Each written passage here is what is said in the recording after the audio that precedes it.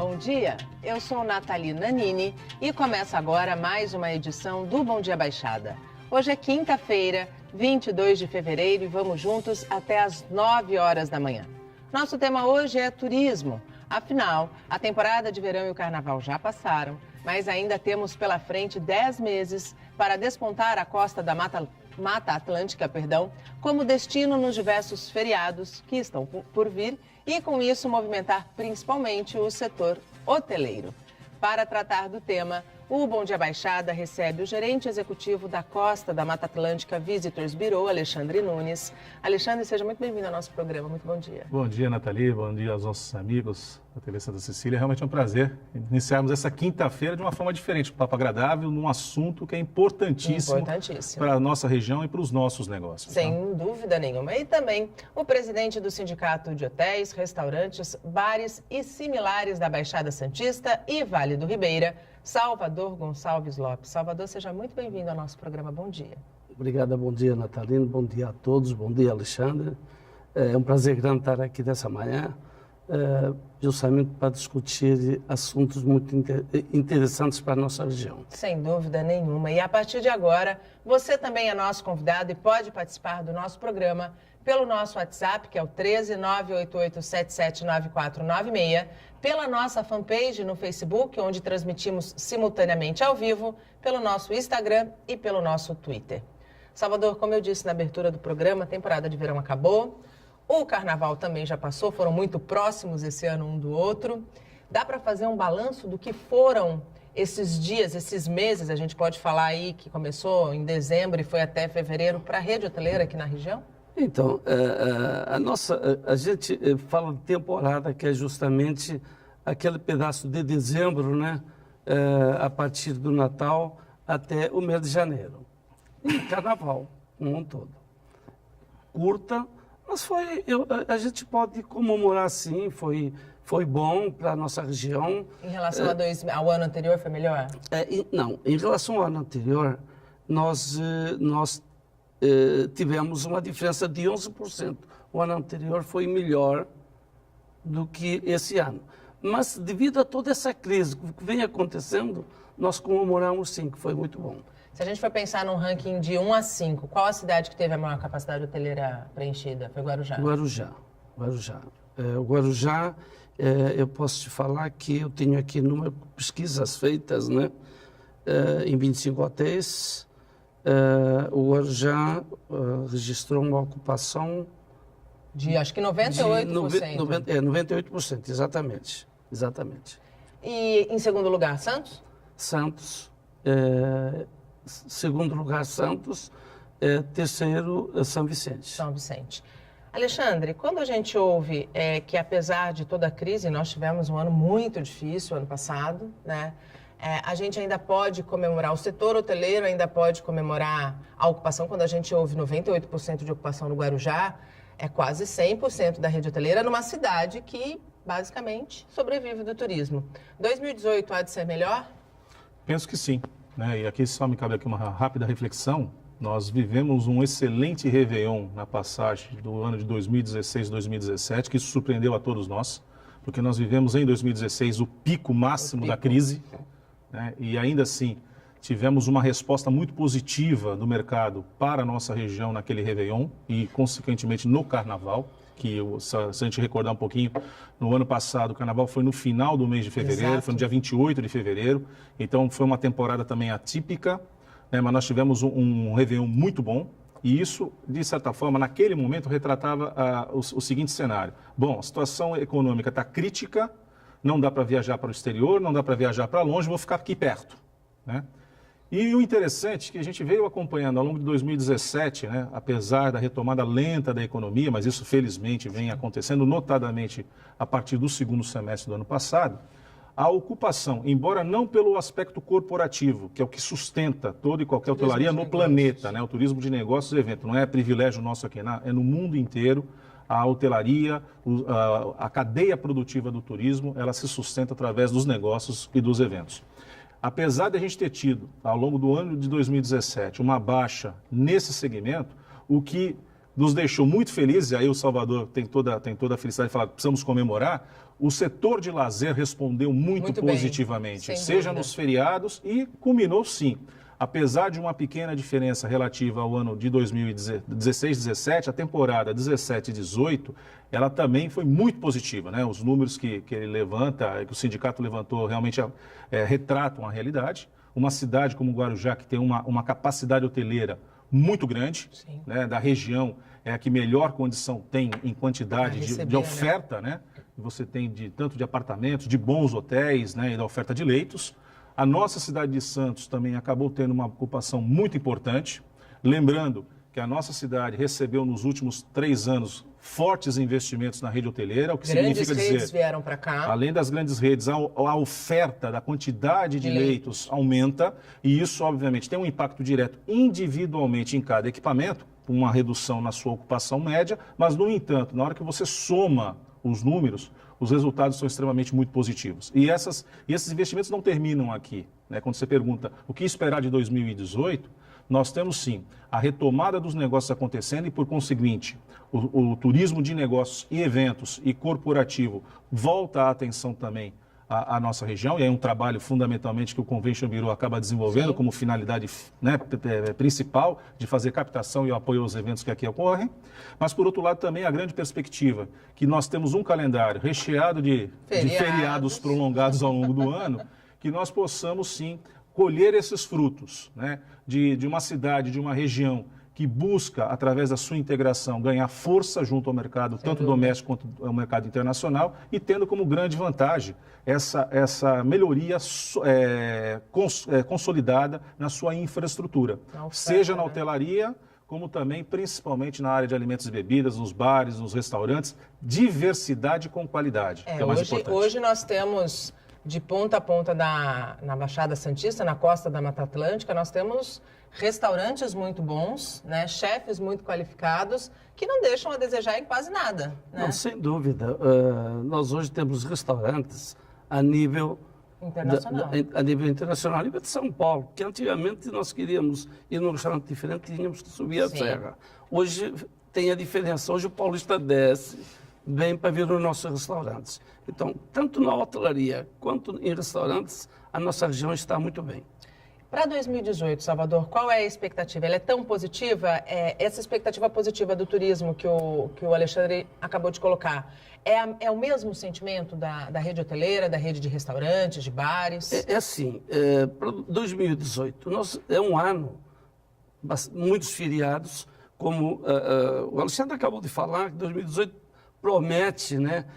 Nós temos nós vamos ter eleições, temos a Copa do Mundo, e eu acho que tudo isso aí é aquela coisa, o povo ele fica esperando as coisas acontecer. Mas agora, a eleição, acho que vai ser muito importante para nós brasileiros, para tudo que está acontecendo, porque isso vem travando. Os acontecimentos do nosso país vêm travando os acontecimentos. Muitas coisas não acontecem devido à insegurança. Até o investidor, ele fica preocupado. Vou investir, vou fazer o quê? Tem que esperar. Então, tem muita gente, muito investidor esperando o Brasil dar essa volta, porque eu acho que é o momento agora, tá? Para que muitas coisas, a partir daí, vão sair do papel e deslancham. Você sente isso também, Alexandre? É fato, a política ela influencia diretamente nos nossos negócios, né? Então, a Salvador, a gente que também tem empresa, a gente também fica analisando. Eu mexo com um setor muito sensível, que é consultoria e treinamento. Então, é óbvio, meu negócio não mata ninguém. Ninguém depende do meu negócio. Sim. Só que eu dependo que os negócios floresçam, caminhem para que a gente possa estar desenvolvendo projetos, qualificando pessoas, enfim. E a gente observa realmente essa sinalização que a eleição vai nos dar, porque nós vivemos um quadro que não é só a questão econômica, né? Se a gente for avaliar friamente, toda a problemática econômica brasileira se deu por conta dos desmandos na área política. Sim, né? sem dúvida. Em tudo aquilo que nós assistimos de maneira estarrecidos. Né? A única certeza que nós temos é que nós vamos continuar pagando essa conta sempre.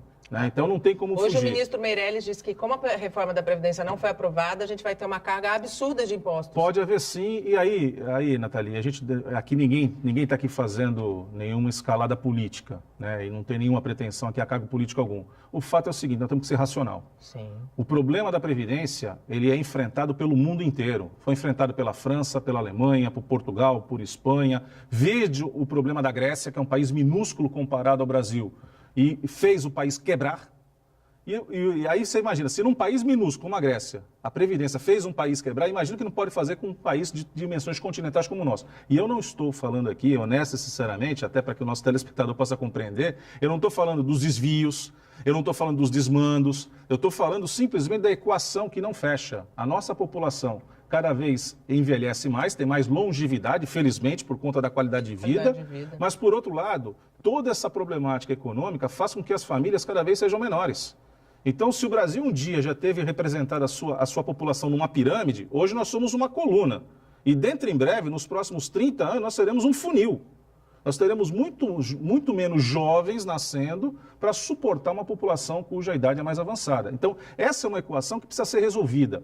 Obviamente, tem um outro processo nesse escopo todo, que é nós analisarmos, passarmos um pente fino nesses benefícios desacerbados que, infelizmente, o trabalhador da iniciativa privada não possui, sim, versus aqueles que... O servidor público. O servidor público que labuta, é verdade, mas acaba tendo alguns benefícios que nós, como trabalhadores da iniciativa privada, não temos. A reforma da Previdência, saindo um pouquinho do tema central, ela precisa impactar quem, de fato, tem que ser impactado. Né? Nós temos aí os maiores devedores da Previdência Social. Não é o trabalhador que paga, que recolhe, não é o empregador que paga, que recolhe. São as grandes empresas, a gente sabe, e que não serão impactadas pela reforma da Previdência proposta. Então, assim, é preciso, mas precisa ser uma coisa justa e honesta. Mas não tenha dúvida, mas isso é no mundo inteiro. Se você tem, de fato, pessoas, e aí vem um alerta, a gente está vivendo, como bem lembrou Salvador, é um ano de eleições. Sim. Né? E a gente tem que chamar a atenção, sim, nós temos uma grande responsabilidade em outubro próximo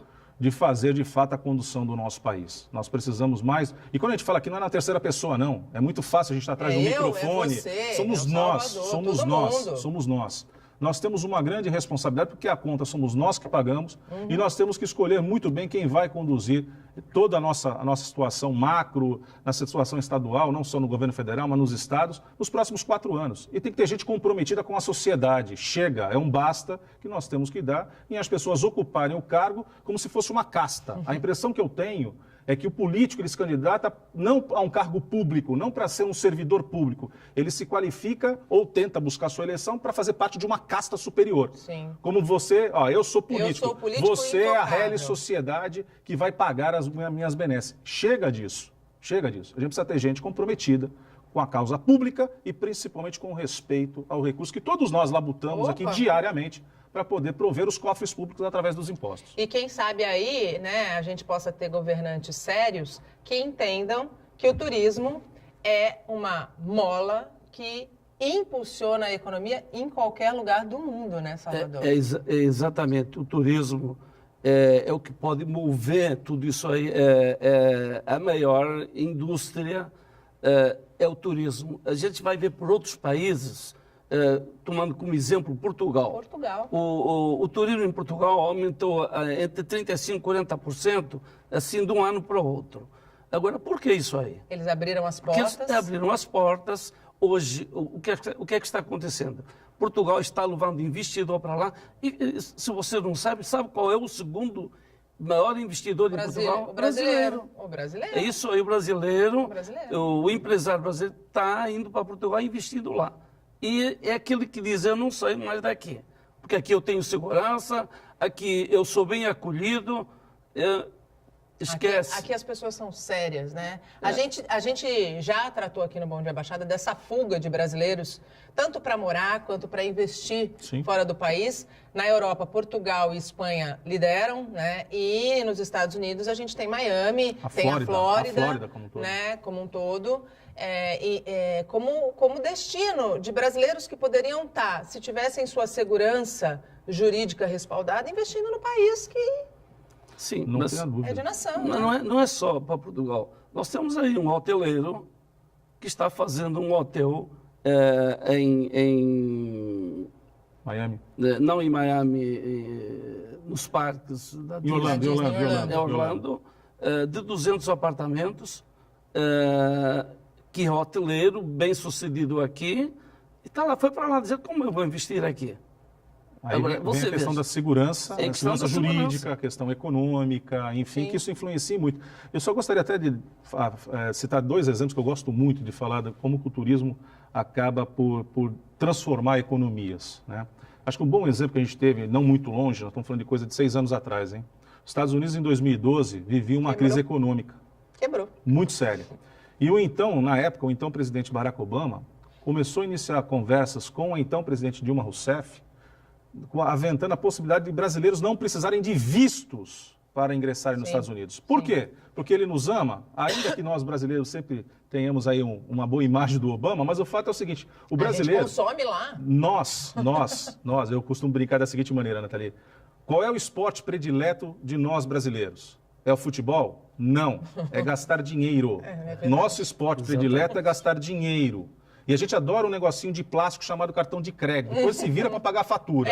A ponto do governo interferir Sim. na questão dos parcelamentos. Enfim, Sim, isso ia todo mundo para sim. bancarrota. O fato é que, sabedor disso, poxa, nada melhor do que atrair o brasileiro que adora gastar dinheiro e injetar dinheiro na minha economia que está precisando. Então, o turismo injetando dinheiro.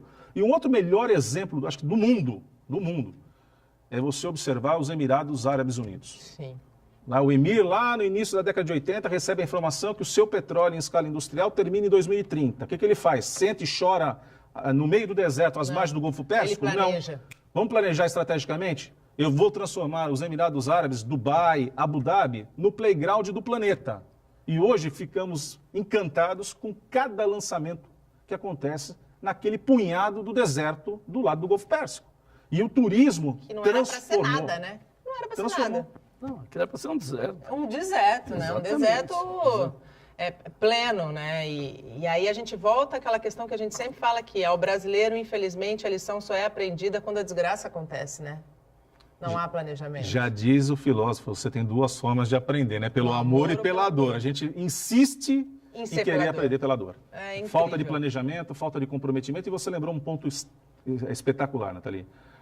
Tem que haver o comprometimento e o entendimento do homem público, seja o prefeito da cidade, qualquer ela que seja do estado a qual pertença os 27 da federação, né, os 26 mais o Distrito Federal, seja o presidente da República que venha a ser eleito, compreender que turismo é uma atividade estratégica para o desenvolvimento econômico. Não a perfumaria, não é a moeda de troca.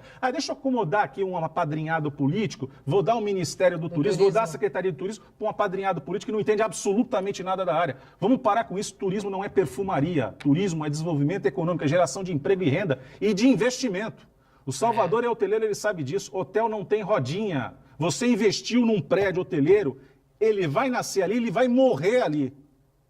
Agora, o nosso grande desafio, se nós queremos gerar emprego e renda, é atrair investidores, sim, mas de um destino que tenha uma capacidade de absorver esses investimentos e de proporcionar ao mercado uma experiência única. E nesse aspecto, acho que o nosso grande desafio, dado a nossa melhoria constante de infraestrutura nas 9 cidades, não estou falando Sim, aqui só limitado sim, a Santos verdade, e a Guarujá. é verdade. Nas nossas 9 cidades, é mostrar para o mercado, tanto doméstico, né, o mercado brasileiro, quanto o mercado internacional, que nós temos que ser redescobertos. Esse talvez seja o nosso grande desafio. Sim. A redescoberta do nosso mercado. Porque quando você chega em mercados importantes, seja na capital, em outros estados, para defender a vinda de eventos ou de negócios para cá, eu vou ser franco. Você fala aqui da nossa região, o pessoal torce o nariz. Eu ia te fazer essa Quanto pergunta. tempo você não vem à nossa região? Há quanto tempo você não vai a Santos? Há quanto tempo você não vai a Guarujá? Há quanto tempo você não vai na Praia Grande? Que sofre de um preconceito absurdo. Gente, a Praia Grande Que tá maravilhosa. outro município. Tá maravilhosa. É outro município. Está linda a Praia Grande, o Mourão está de parabéns. Tá mesmo. Tem feito um grande trabalho na Praia Grande. A Praia Grande, quem conheceu a Praia Grande há 30, 40 anos atrás... Não reconhece hoje, né? Não, eu vou muito mais perto. Há 6 anos atrás eu visitei o shopping. Pela primeira vez quando eu cheguei em Santos.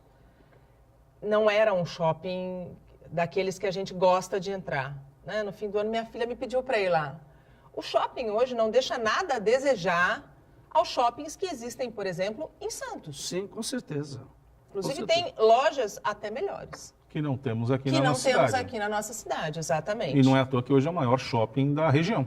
E vai abrir um outro, né? Vamos começar a construir um outro agora. Tamanho é o potencial que a cidade está alavancando. O Bom Dia Baixada vai para mais um rápido intervalo. No próximo bloco a gente segue falando sobre os desafios do turismo e da rede hoteleira. Não saia daí, até já. O Bom Dia Baixada está de volta e abrimos o segundo bloco falando sobre o programa Fábrica Cultural em Santos. Estão abertas as inscrições para os cursos e oficinas gratuitas nas áreas de arte, música e dança. Quem tem as informações é a repórter Ione Furukawa. São mais de 1.600 vagas gratuitas. Se você quiser aprender a tocar violão, violino, piano ou quem sabe até cantar, dançar ou atuar nos palcos, essa é uma ótima oportunidade, não é isso, Cristina? São tantas opções assim? Exatamente, são dentro dessas 1.600 vagas, os cursos que você citou, e temos duas novidades esse ano, que é o K-pop, que é um hip hop coreano, e temos também Zumba Kids. Dentro, por exemplo, dos instrumentos, temos violoncelo também, né? Enfim, temos nas áreas de artes cênicas, visuais, dança e música. As inscrições, a reserva de vaga, ela deverá ser feita online, né? Então entra no site da prefeitura, faz essa reserva de vaga. Uma vez feita dentro do curso que ele esteja interessado, é gerado um protocolo. Neste protocolo constam as informações de documentações necessárias e a data em que ele deve comparecer aqui no CAIS, que é na Avenida Rangel Pestana, 150, das 9 às 18 horas, e vindo aqui então ele efetiva a matrícula dele no curso. E vale até lembrar que nas áreas que envolverem atividades físicas, em todas as que envolvem dança, é preciso a apresentação do atestado médico. E tem idade mínima para esses cursos? É uma vaga por munícipe? Isso, exatamente. Uma vaga por munícipe, idade mínima de 5 anos no caso da capoeira. E as demais atividades, dependendo da atividade, com seus limites, e sem limite de idade, mínimo 5 anos. A duração desses cursos? Eles têm a duração de 1 ano, em 2 períodos, né? Em 2 semestres. O primeiro semestre, 4 meses, e o segundo semestre, 4 meses, com um período de férias em julho. E esses cursos são realizados em diversas áreas aqui da prefeitura, né? Diversos equipamentos públicos. Sim, sim. Além aqui do CAIS, a gente tem no Teatro Municipal, né, os cursos de dança e de fotografia no MIS, no Museu de Imagem e Som. Temos também na Gibiteca e nos Portos de Cultura, que são o Centro Cultural do Morro São Bento, o Centro Cultural da Zona Noroeste e na área continental no bairro do Caruara. Agora, falando em portos de cultura, antes da nossa entrevista eu estava conversando com a Cristina, outras vagas de cursos e oficinas vão abrir a partir da semana que vem, é isso? Isso, e tratando dos portos de cultura, nós estamos essa semana realizando as rematrículas. Né? Aqui elas já foram feitas no centro de atividade, mas nos postos de cultura estão ocorrendo as rematrículas e as novas inscrições serão a partir da semana que vem. Muito obrigada pela entrevista, pelas informações. Então, para lembrar, o site da Prefeitura de Santos é santos.sp.gov.br. É só entrar lá e reservar a sua vaga. E a partir da semana que vem, outras oportunidades também para você, munícipe de Santos. Ione Furukawa para Santa Cecília TV. Vale lembrar que as inscrições vão apenas até domingo dessa primeira parte. E voltamos com os nossos convidados. Participam do Bom Dia Baixada, o gerente executivo da Costa da Mata Atlântica Visitors Bureau, Alexandre Nunes, e o presidente do Sindicato de Hotéis, Restaurantes, Bares e Similares da Baixada Santista e Vale do Ribeira, Salvador Gonçalves Lopes. Você que está em casa ou que está saindo de casa também pode participar do nosso programa pelo WhatsApp, que é o 13988779496, pela nossa fanpage no Facebook, pelo Twitter ou pelo Instagram. Eu quero voltar esse bloco falando da questão da qualificação profissional.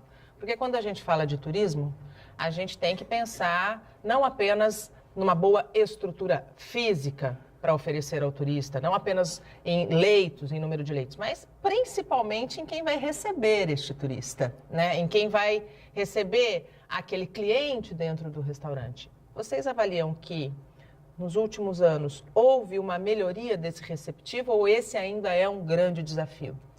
Olha, nós vimos ao longo desses anos preparando mão de obra, qualificando mão de obra.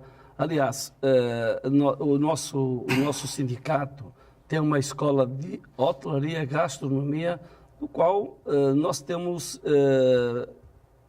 eu não tenho em números a quantidade, mas é grande a quantidade de pessoas que nós qualificamos. Não só cozinheiros que estão na ativa, que bom para se qualificar, para se preparar melhor para o mercado de trabalho, atendimento na hotelaria, garçom, barman, curso de camareira, todos esses cursos, uma série de cursos que nós damos lá no sindicato, e com isso aí eu tenho a certeza que a nossa mão de obra melhorou. Mas sempre temos que dar continuidade a esse trabalho que é muito importante. Pessoas novas que querem ingressar nesse mercado de trabalho, elas têm que estar preparadas para poder enfrentar. E é um mercado de trabalho cada vez, eu não digo mercado de trabalho, mas é um público cada vez mais exigente, né, Alexandre? Sem dúvida alguma. Todos nós que viajamos queremos o melhor, Sim. a melhor experiência possível, né? E esse é um grande desafio que o sindicato enfrenta já há muitos anos, e como bem lembrou o Salvador, a belíssima estrutura que o sindicato possui na sua escola de formação gastronômica, na parte operacional, né, para a hotelaria também. Mas é importante destacar que a qualificação para o turismo também se dá em outro aspecto, não só na operação, né?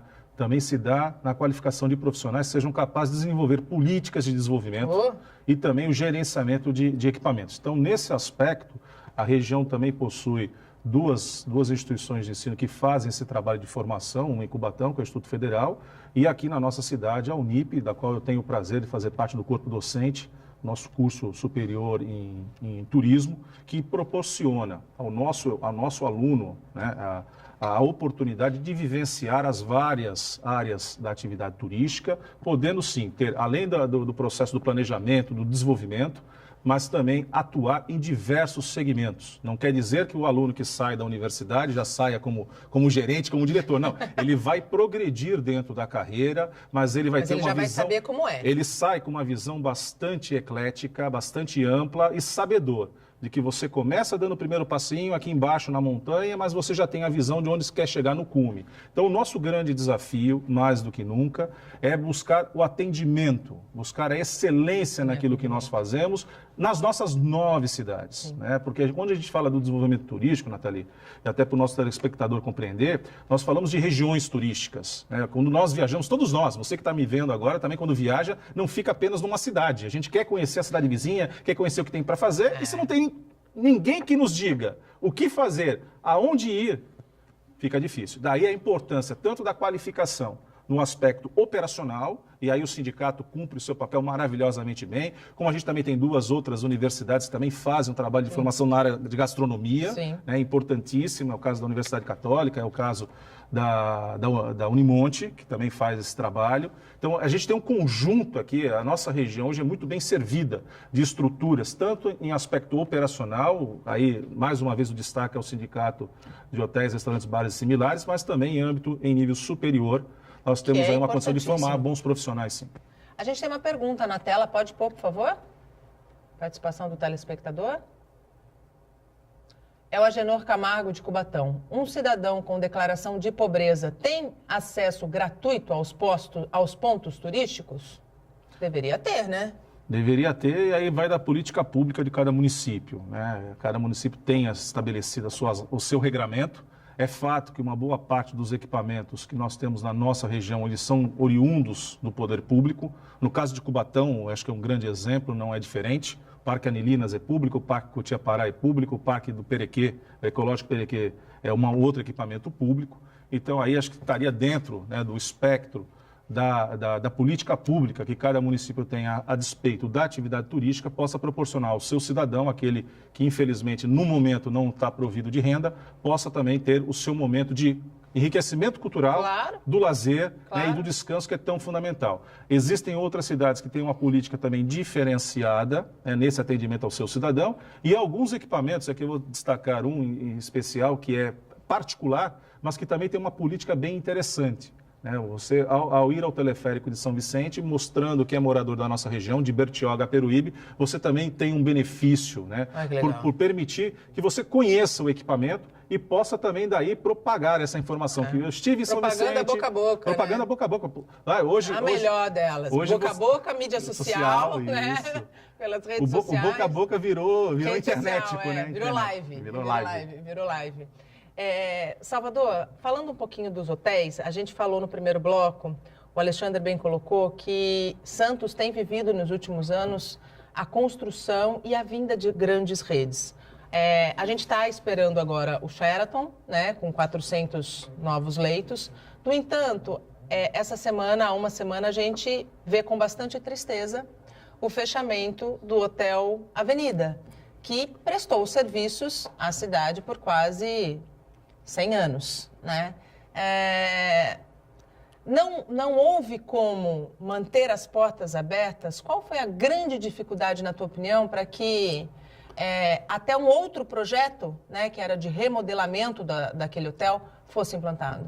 Assim, nós perdemos 2 hotéis o ano passado e esse ano, que é o Praiano e o caso do Praiano é um caso diferente, né, que eles venderam a propriedade, tá? Mas o Hotel Avenida, o que eu acho que aconteceu no Hotel Avenida foi um hotel que não foi gerenciado como deveria ser. O Avenida poderia ser um hotel como é o Atlântico, tá? Mas infelizmente o gerenciamento levou ele ao ponto que aconteceu, o fechamento. Quando você está dentro do teu negócio e você deixa de recolher isso ou recolher aquilo, de pagar as suas contas, você está indo para o buraco. E o que aconteceu com a Avenida foi isso. Tá? Não investiram, porque hotel é assim, qualquer hotel ou restaurante, você tem que tratar com muito carinho, tem que estar sempre, eu sempre falo, é que nem igreja, você tem que estar sempre fazendo alguma coisa, tá? Porque você dá esmola, bem, né? Mas eles vão lá e dão uma arrumada. E hotel não é diferente. Você tem que estar sempre remodelando, arrumando, para que o teu hóspede, quando chegue, fale assim, está diferente, está bonito, está diferente. É isso que o Alexandre acabou de falar. Se nós não tratar bem o turista, como ele vai votar? E foi o que aconteceu com o Hotel Avenida. O turista não votou, porque não tinha condição realmente, o hotel estava sem condição de estar trabalhando. Agora, lá existia um projeto, né? Existe um projeto que foi negado, nós sabemos que foi negado pela instituição, pelo Condefasa, né? E a gente para e pensa, o que aquilo vai virar? Né? Se você não pode mexer, se você não pode remodelar, a gente está falando de um hotel grande, numa posição extremamente privilegiada na Orla de Santos, e eu acredito que viva o mesmo problema que vivem os imóveis do Centro Histórico de Santos. Uma reflexão que nós temos que fazer dessa congruência entre preservar o nosso patrimônio arquitetônico, que é fundamental. A nossa cidade, talvez aqui da região, é que talvez melhor conserve ainda os seus próprios, né, a sua construção que remonta à sua antiguidade, né? O caso, eu só vou fazer 2 paralelos aqui na questão primeira, Nathalie, do Avenida Palace. O imóvel pertence a um grande grupo empresarial. Sim. Existe um belíssimo projeto de um edifício de apartamentos, mais um hotel. Né? A permanência da característica daquela localidade estratégica, ocupando, né, a serviço do turismo, sendo ocupada a serviço do turismo com a construção de um hotel moderníssimo. Infelizmente, houve problemas aí levantados não só pelo Conselho de Defesa do Patrimônio Artístico, né, e Cultural de Santos, mas também do Ministério Público, que entenderam que aquele projeto feria a lei de tombamento. Infelizmente, né, o que a gente sabe é que você manter a fachada é uma coisa, agora tombar o telhado daquela edificação, aquele telhado é um telhado mais comum, feito no século XX e na segunda metade dele, portanto não tem nenhuma importância, relevância histórica. E o projeto previa e prevê a preservação da fachada, a construção do equipamento, né, na frente aqui a praia para a moradia, apartamentos também de belíssimo padrão, e o hotel. Ou seja, você não deixa de ter aquele ponto estratégico ocupado por uma outra atividade que não seja também a hotelaria e o turismo. E obviamente, revigorando aquela área que é fundamental. Quando a gente olha esse mesmo aspecto do revigorar e da ocupação do centro histórico, a gente vive um problema um pouco mais acentuado. As edificações ali tombadas, e eu volto a dizer, nós temos que preservar o nosso patrimônio. Né? É inadmissível que a gente perca a nossa história como areia na praia, né? Entre os dedos. Mas, por outro lado, nós temos que dar uma ocupação efetiva àquele equipamento. Então, o que ocorre? Eles estão caindo aos pedaços, literalmente estão tombando. Literalmente vão cair, e a história vai se perder. Vai se perder do mesmo jeito, né? Porque a questão é, eu tenho edificações do século XVIII, XIX e início do século XX que não conversam com legislações, por exemplo, do AVCB, que foi uma legislação que, embora exista há mais de 40 anos, ela foi feita a releitura desde aquela tragédia de Santa Maria. Sim. Aí todo mundo voltou a entender, olha, tem um tal de auto de vistoria do Corpo de Bombeiros que tem o seu regramento, que tem que ser atentado, sob pena de você, como aconteceu em Santa Maria, penalizar o comandante do Corpo de Bombeiros, o prefeito municipal, o secretário de Finanças, por terem dado, né, a outorga, portanto, o alvará de funcionamento daquela casa noturna, que não respeitava as normas. Por isso, muitas fechadas. Agora, precisamos encontrar um equilíbrio dentro da preservação do nosso patrimônio, que é fundamental. Isso atrai turistas também, atrai o visitante, mas nós precisamos encontrar o equilíbrio para que possamos dar uso com inteligência. O que nós vimos fechar no centro histórico, boa parte dos restaurantes, de casas noturnas, por não conseguir, que é impossível atender, né, ao que pede o AVCB, na questão de instalação de portas anti-chamas, com barra antipânico, com determinadas larguras, num prédio que tem a sua fachada tombada. Então, se o tombamento já impede a alteração da fachada, como você pode fazer os investimentos necessários para adequar a legislação? E eu vou chamar aqui a atenção de uma coisa que eu vivi isso.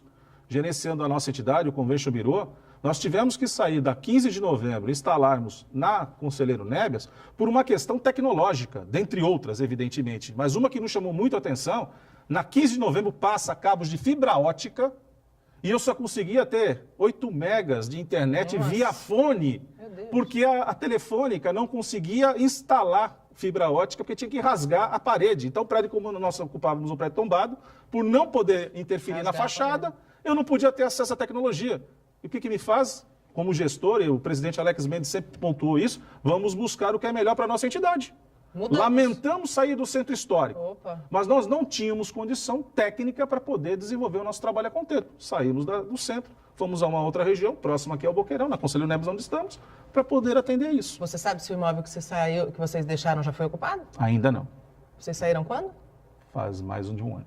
1 ano e meio, para ser mais preciso, com o nosso telespectador. E a gente tem visto esforços de autoridades para que se reviva o centro histórico, porque é um lugar lindo, maravilhoso e que poderia sim ser um grande atrativo turístico para todo mundo, de todas as cidades da região. Nós temos grandes exemplos fora do país de que dá certo, só que precisa ter uma adequação, né, Salvador? Não dá para ser tão... Eu acho que não pode, acho que tem que mudar, muitas coisas têm que mudar para poder justamente se investir na nossa região, principalmente nos centros históricos, assim, prédios tombados, que nem o caso da Avenida, porque eu não vejo naquele prédio nada histórico, né?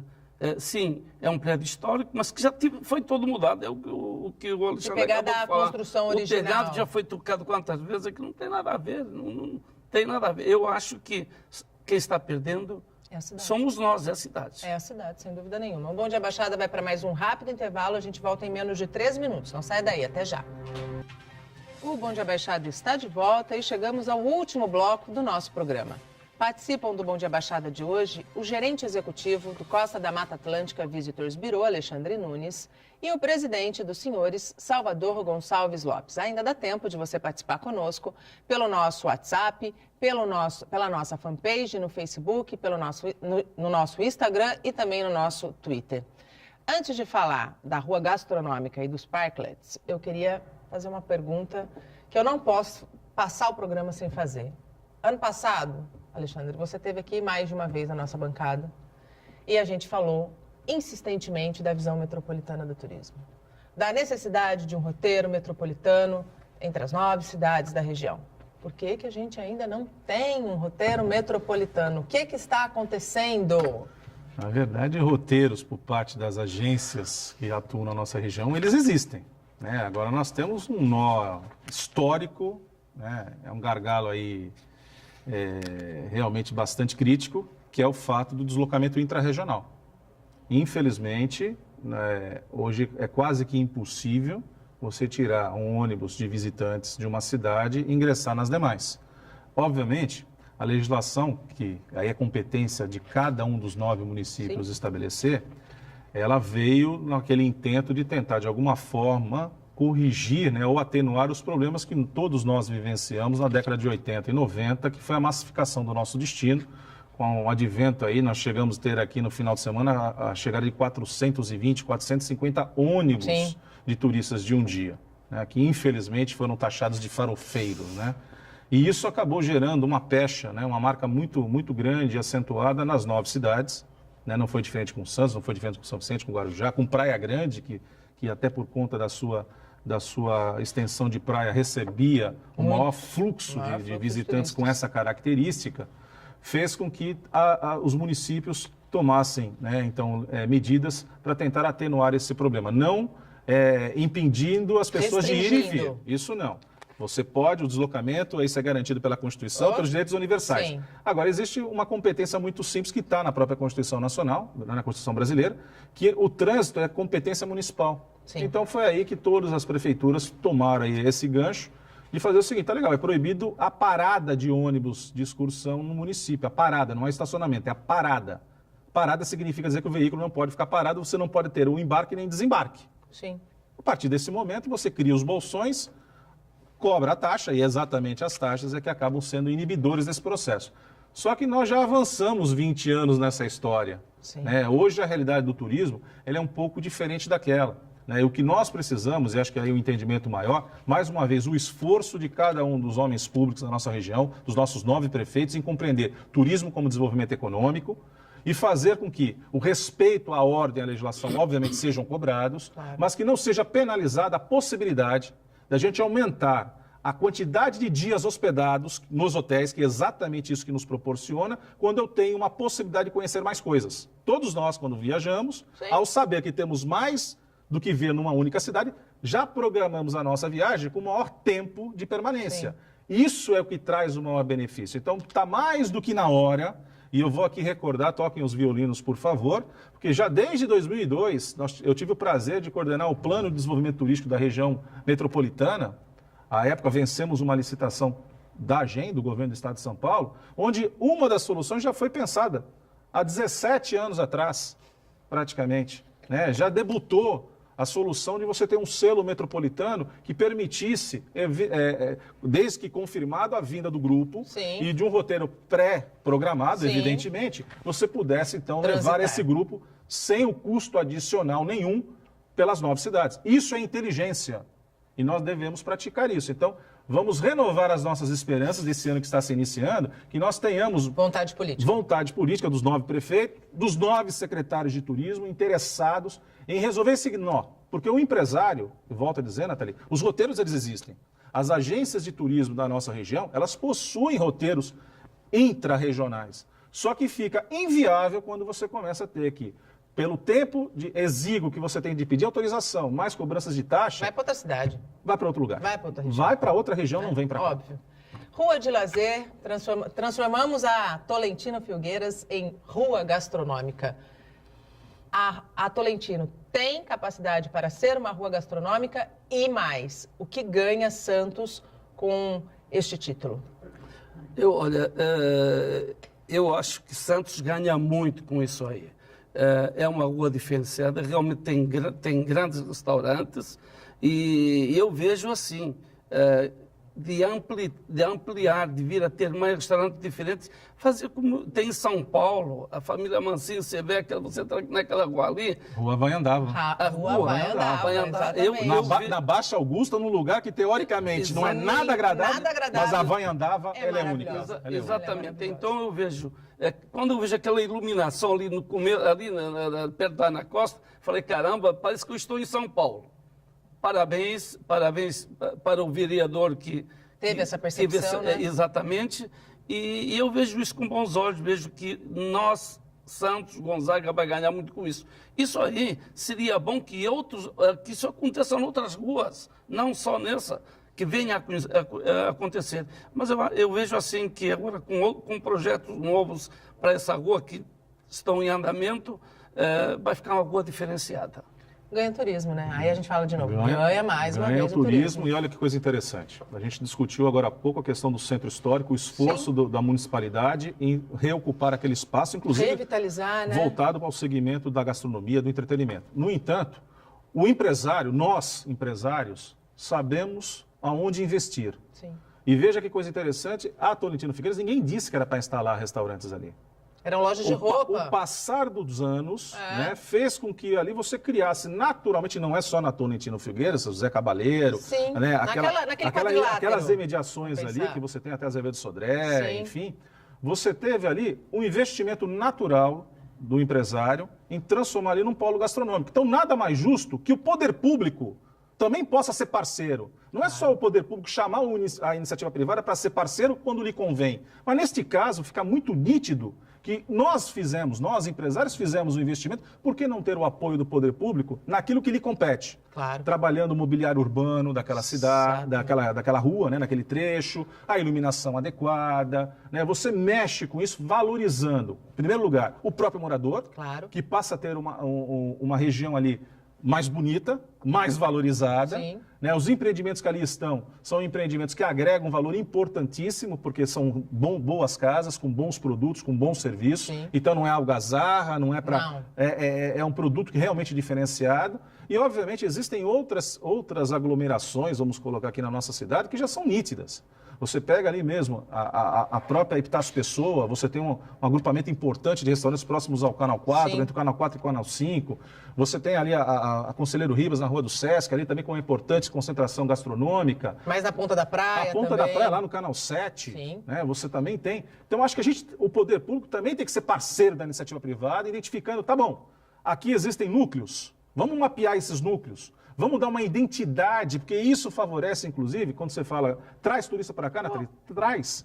E traz para um segmento importantíssimo, que é o turismo gastronômico. Não tem uma pessoa que venha para cá e não pergunte qual é o restaurante bom que a gente possa almoçar hoje. Não é isso? Não tenha dúvida. Vá para Azevedo Sodré, que você tem para Tolentino Figueiras, você tem um cardápio. Exatamente. Você olha, o que eu quero comer hoje? Dada a diversidade, isso é fundamental. E lá na Tolentino também já existe um espaço que tem um parklet, que são as áreas de convivência, em São Vicente também tem. Essa é uma tendência que veio para ficar, né? Eu vejo isso com bons olhos, foi muito, eu acho que é espetacular. Tá? E, com certeza a tendência é aumentar. E é bom, né? É muito bom, eu acho que é um convívio e apropriação também por parte da sociedade. Não é, eu já ouvi muitas críticas, mas isso aí é para o restaurante. Não é para o restaurante. Você cria um ambiente de convivência próximo a áreas onde são bem movimentadas. Isso torna aquele local muito mais prazeroso. Mas eu também chamaria a atenção aqui, Nathalie, não vou falar só de Santos. Você pega, por exemplo, a Avenida Malé na Praia Grande, é um espetáculo, a concentração de boas casas, de bons restaurantes. É mesmo. Então eu penso também que vale a pena que o toque à Prefeitura Municipal de Praia Grande também atentar. De criar uma identidade para aquele local. Você pega o Guarujá ali, principalmente na Enseada, né, nas Astúrias. Se a ideia aqui foi boa, vamos replicar. Vamos trabalhar isso, porque você cria um circuito gastronômico regional que é espetacular. Sem dúvida nenhuma. O nosso tempo acabou. Alexandre, muito obrigado pela tua participação. É sempre um prazer falar de turismo, porque eu, particularmente, sou defensora de que turismo gera, sim, emprego e renda e movimenta muito a economia do nosso país. Muito obrigada. Eu que agradeço a oportunidade, estamos sempre à disposição e fica aqui o convite, né? Para você que é empresário, venha procurar-nos no Convention Bureau, estamos à disposição de vocês. Estamos aqui pertinho, né? Nos nossos estúdios da TV Santa Cecília. Do lado. Do lado, na Conselheiro Neves 726, conjunto 102, telefone 3232-5080. Estamos à disposição de vocês. De empresário para empresário, fazendo o turismo desenvolver em toda a nossa região da costa da Mata Atlântica. Sem dúvida nenhuma.